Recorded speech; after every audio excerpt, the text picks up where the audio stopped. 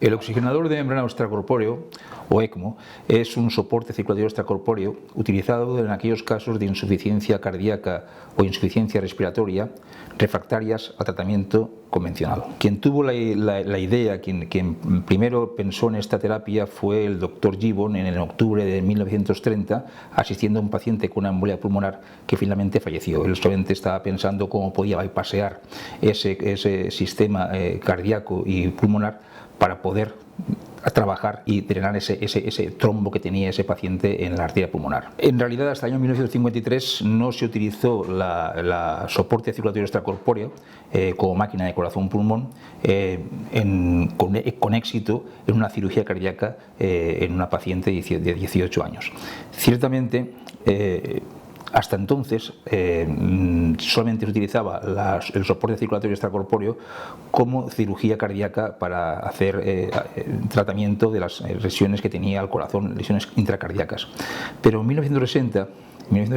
se desarrollaron unos oxigenadores que permitían no generar hemólisis y podían prolongarse la asistencia cardiopulmonar durante días. Estos son los oxigenadores de membrana de silicona, y entonces a partir de entonces es cuando ya se empezó a utilizar la máquina de corazón-pulmón no solamente en la cirugía cardíaca, sino también en el tratamiento de la insuficiencia cardíaca o respiratoria de cualquier etiología refractaria al tratamiento médico. Entonces en este momento es cuando se saca la máquina de corazón-pulmón del quirófano, cuando esta nueva terapia se denomina oxigenación, soporte vital extracorpóreo u oxigenación de membrana extracorpórea ECMO. Se atribuye el primer tratamiento con ECMO a un paciente con traumatismo torácico en 1972 por el doctor Donald Hill, con éxito después de 75 horas de asistencia con ECMO. En la insuficiencia cardíaca, el tratamiento con ECMO se utiliza en pacientes en shock cardiogénico refractarios como puente a recuperación del corazón, o como puente a trasplante cardíaco en el caso de que no haya posibilidad de recuperación, o como puente a una asistencia de mecánica de larga duración en el caso de que no se disponga con rapidez de un órgano para hacer un trasplante cardíaco. La posibilidad de recuperación de estos pacientes que están en ECMO se debe a la disminución de la masa de flujo que tiene que producir, que tiene que eyectar el ventrículo izquierdo. Al disminuir esa masa de flujo, lo que hace es que la energía disminuye,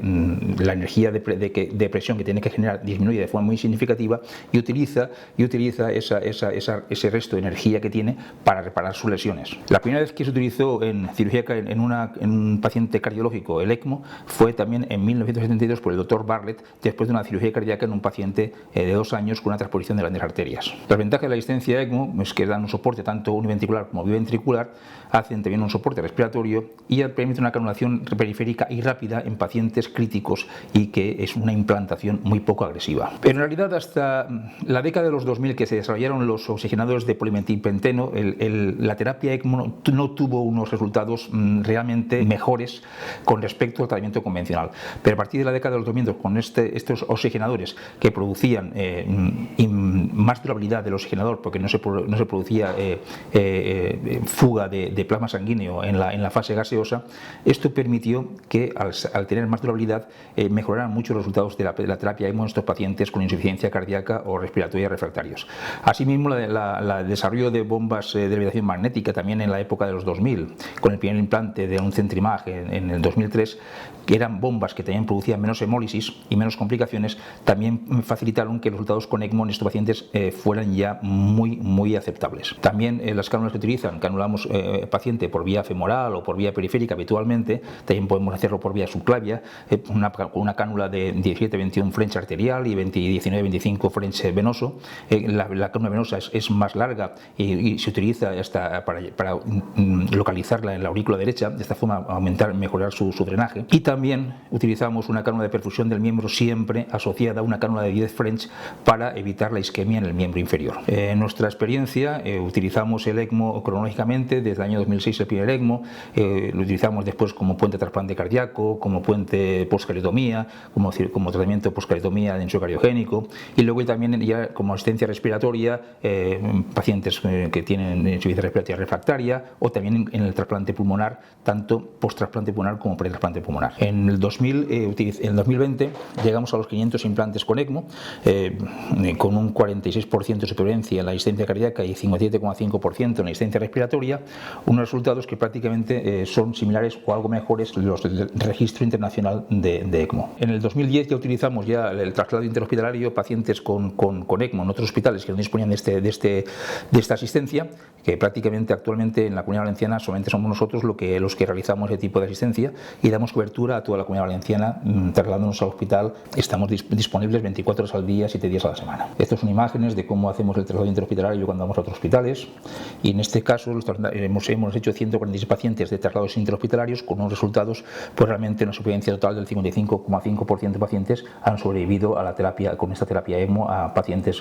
con insuficiencia cardíaca respiratoria refractaria. Pero ya se vio en el 67 que el doctor Barna, con el primer trasplante cardíaco, que se necesitaba disponer de dispositivos de soporte circulatorio mecánico en pacientes en lista de espera de trasplante que no disponían en ese momento del órgano cardíaco. En el 1984 se hizo el primer trasplante cardíaco en España, en el 87 en la FE, y en el 2007 se utilizó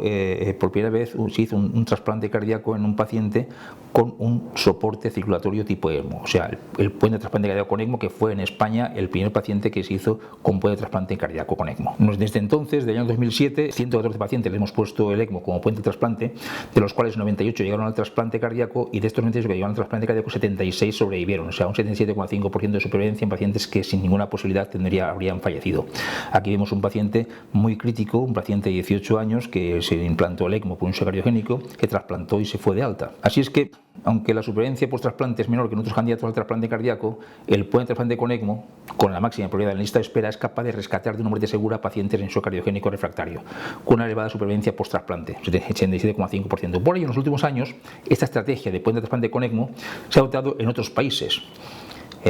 De hecho, en Estados Unidos esto se implantó, esta estrategia, en 2018, cuando ya nosotros la estábamos realizando desde el año 2007. Y es verdad que hemos llegado en la FE a 1000 trasplantes cardíacos en el año 2023, y hay que decir que de estos 1000 trasplantes cardíacos el 10% se han hecho como puente de trasplante con ECMO. Muchas gracias.